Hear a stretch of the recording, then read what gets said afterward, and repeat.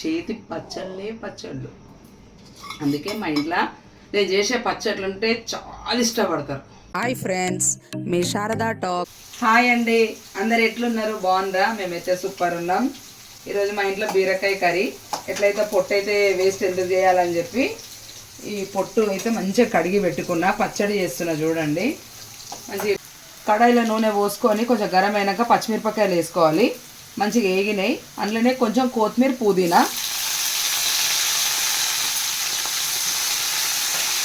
పుదీనా టేస్ట్ కోసం.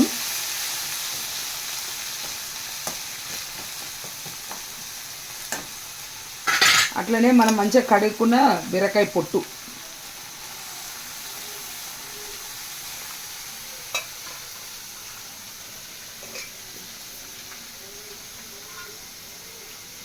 ఇదిగోండి మంచిగా కొంచెం నూనెలో గోలాలి.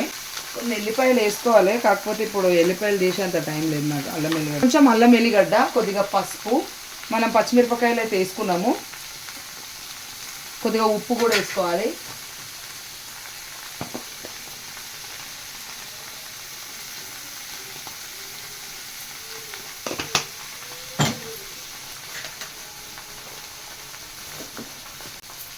కొద్దిగంత చింతపండు.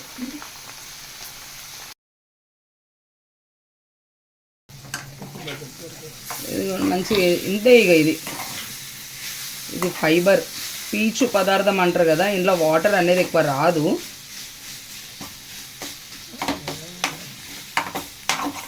ఇదంతా చింతపండు.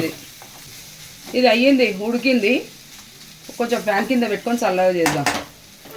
బీరకాయ తొక్కు పచ్చళ్ళకి పల్లీలు వేసుకోవాలి, కొన్ని నువ్వులు కూడా వేసుకోవాలి, టేస్ట్ ఉంటుంది.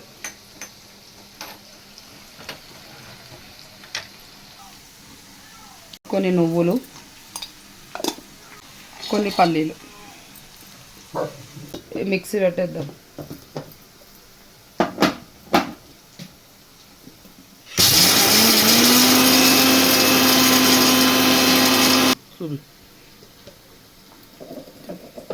ఇదిగోండి, పౌడర్ అయ్యింది మంచిగా. పౌడర్ మంచిగా అయిపోయింది. మనము ఇదంతా వేయించి పెట్టుకున్న బీరకాయ పొట్టు ఇళ్ళనే వేసేసుకోవాలి.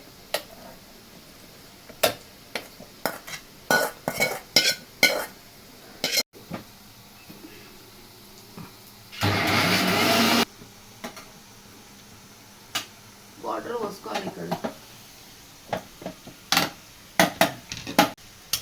కొంచెం గట్టిగా ఉంటుంది కదా, అది తిరగాలంటే కష్టం. అందుకే కొన్ని వాటర్ పోసుకోవాలి.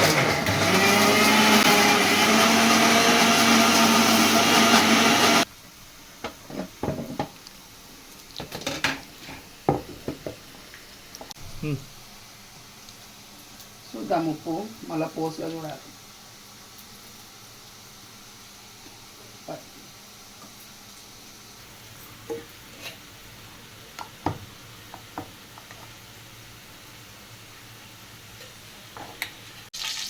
బీరకాయ మిక్సీ పట్టినా కదా, ఇప్పుడు పోసేసుకుందాం. పోసుకి కొన్ని పప్పు గింజలు, కొంచెం కరివేపాకు,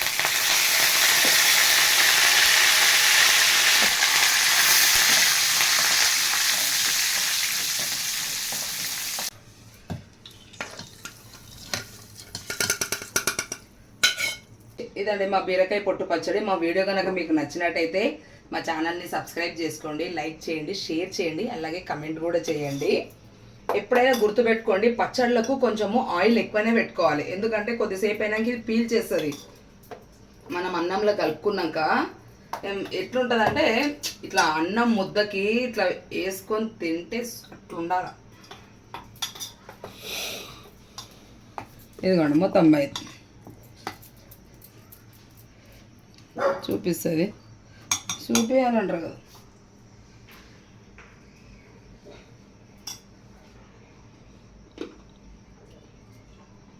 సూపర్.